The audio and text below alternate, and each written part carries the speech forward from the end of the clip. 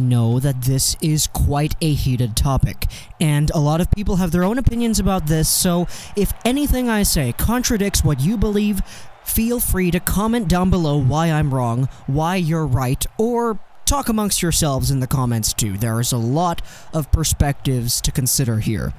This is what I want for the Vancouver Canucks at the 2019 NHL Trade Deadline.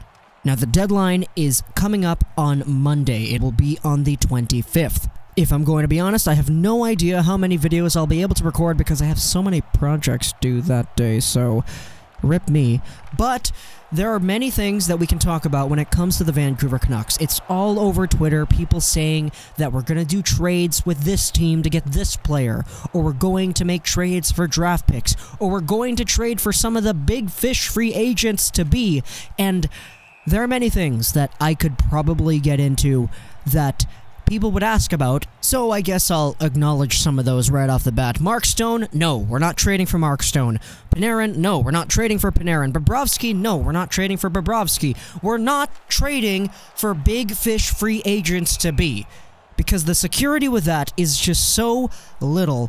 And even if we're trading, let's say for Duchesne, or for Stone, or Panarin, or Bobrovsky, and we're getting a contract signed immediately after, I don't think the ends justify the means.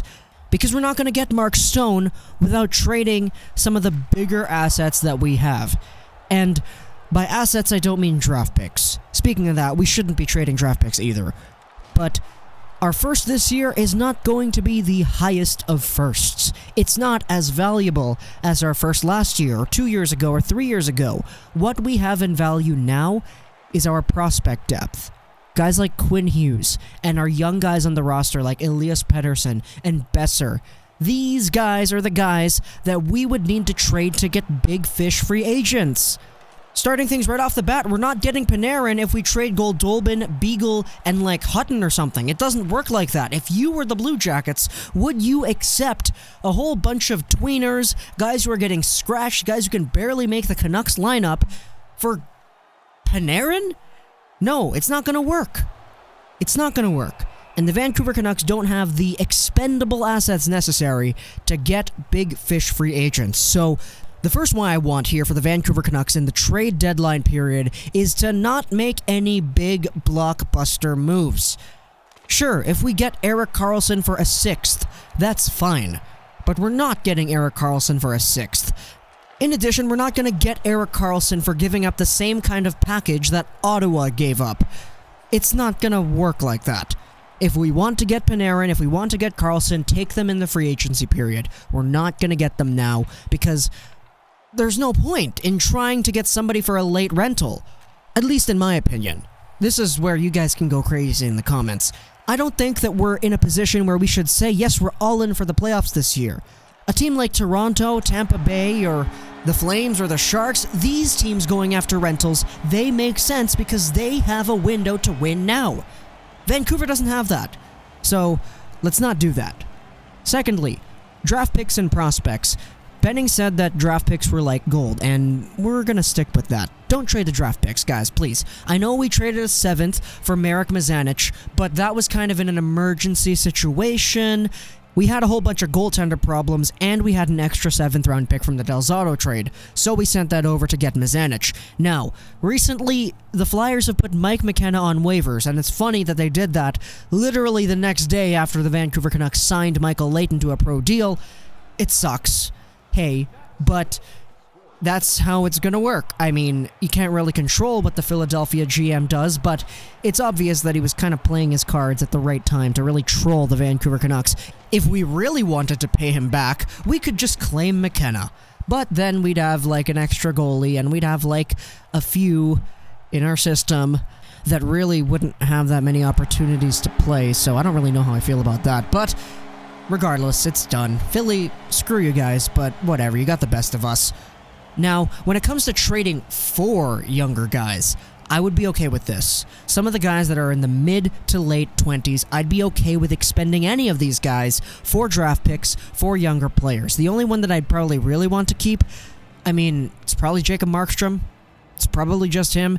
I don't really care if we trade Tanev or Edler or Sutter or Goodbranson or anything. Heck, I'd be willing to trade guys like Goodbranson and whatnot to give the younger guys a chance to compete. The younger guys that we already have in Utica, like Jolin Chatfield, Ashton Sautner, Guillaume Brisebois, etc. Having these guys develop in the NHL, it's probably a goal for mine, but at the same time, I'm not going to be pissed off if that doesn't happen. If we walk out of the trade deadline with the same roster that we have now, I'd be a little bit disappointed, but at least I'd be relieved that we didn't trade anything that was valuable. Now, I know last year we did trade Thomas Vanek for Tyler Mott and Jokinen. Jokinen, he's not doing anything with the Canucks anymore. Let's not talk about him. Mott is in today, and he's doing fairly successfully for a fourth-liner, third-liner player, so that's pretty alright. Philip Holm for Brendan Leipzig was a deal that I really liked because we got ourselves a guy who was younger, we gave him a chance, and it was for a guy that never really saw NHL ice ever again in Philip Holm. So if we can do deals like that, where we're getting rid of minor guys for guys who could probably come in and potentially make an impact in the future, I'm good with that. Now, at the same time, I don't want to trade guys like Lind or Dahlin or whatever. Screw that. We're not trading those. But guys who are in the older range, the mid to late 30s, I'd be fair game for any of them. Now, Philip Holm was an extenuating circumstance because he was like the only one in the comments that actually had some sort of value because he was 26, 25, in his mid-20s, and he was just coming over to North America for the first time. He kind of had that little thing about him that made him so special to other teams. I don't know if we can replicate something like that, but if we traded Goodbranson or Pouliot or anybody for a younger guy, that's an automatic win for me. Now, when it comes to the team in general, I don't necessarily want to trade for any long-term commitments. Now, what I mean by this is I don't want to trade for somebody who is in their mid to late 20s and who has a long contract. We can see the Vancouver Canucks in this idea that they're just outside the playoff bubble. So I don't necessarily want to be the guy who says, yes, let's trade for guys who will help us make the playoffs. Regardless on if they have term or not, I don't really want that because that spells commitment. And we've seen what this team can do when it comes to giving out contract extensions. Brendan Sutter, Eric Goodbranson. Yikes.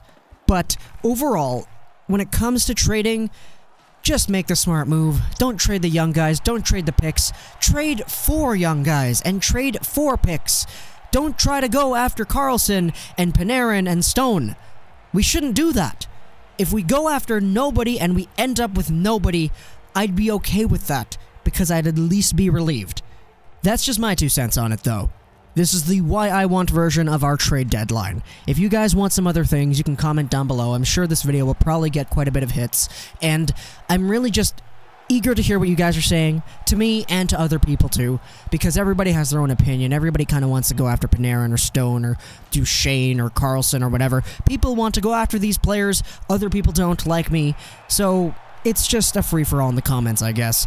I just really don't want to trade all too many significant pieces. Markstrom, for me, counts under that. But other guys, Edler, sure, trade Edler. If you want to trade him, get him. Just give us something to cheer about in return. Same thing for Tanev. Same thing for Goodbranson. Actually, no. Goodbranson's kind of in a different boat because the team gets better either way if he's not here, regardless on what we get back. But the guys who actually kind of have value, get picks back, get prospects back, get young guys like Brendan Leipzig who didn't get their opportunities to succeed, and give them a shot here.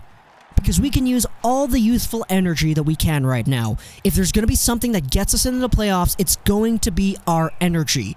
It's not going to be guys like Panarin coming in here and scoring at a point-per-game pace to end off the year. I don't want it to be like that because that paints a different narrative than what we have today. But when it comes to everything else, prospects and young guys, I'm all for it. Now, at the same time, I don't want to give up huge packages to get young guys. I don't believe in trading a whole bunch of assets for Dante Fabro. If we could trade something for Dante Fabro, as in like a Tanev and maybe a prospect that we're not really seeing the best out of, that would be okay. If the long-term projections predict that we come out on top, then I'm okay with that. It's just commitment to mid-20s plus guys and free agents. I don't want to touch that. Hope you guys enjoyed. This video is your plus in Gaming. and bye.